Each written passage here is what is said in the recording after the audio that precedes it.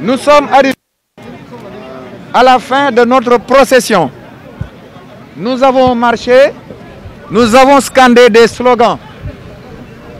Il n'y a que 3 slogans qui ont été scandés. Appliquer les textes, appliquer les décrets, publier les décrets, organiser les formations. Ce n'est pas de l'océan à boire pour le gouvernement. Nous ne sommes pas dans une phase de revendication. Nous ne sommes pas dans une phase de négociation. Nous ne demandons que le respect de la signature du président de la République.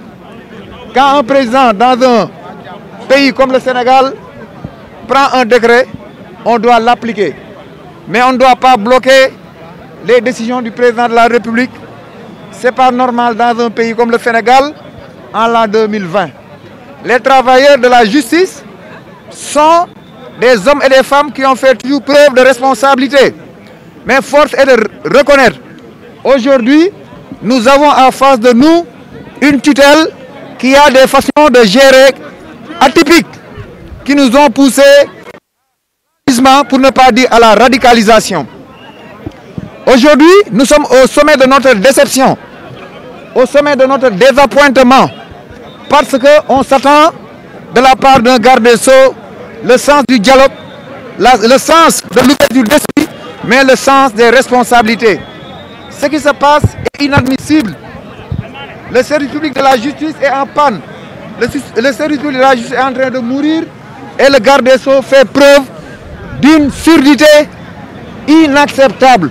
C'est ce que nous tenions à dénoncer aujourd'hui pour sensibiliser l'opinion publique pour qu'ils comprennent le sens de notre lutte. S'il est bien confortable dans son manque du sens de irresponsabilité, nous sommes plus confortables dans notre bataille pour l'honneur. Ceci étant dit, nous ne serons pas seuls dans ce combat parce que nous aurons des soutiens de taille, parce que demain, l'UNSAS a convoqué à 12 h tous les syndicats par la personne de leurs secrétaires généraux. C'est pour vous dire que nous sommes en ordre de bataille, mais aussi notre centrale est en ordre de bataille.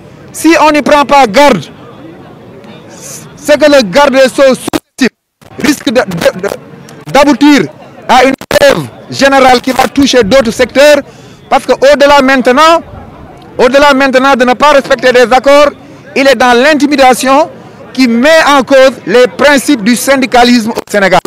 Et cela, les syndicats et les centrales syndicales ne vont pas l'accepter.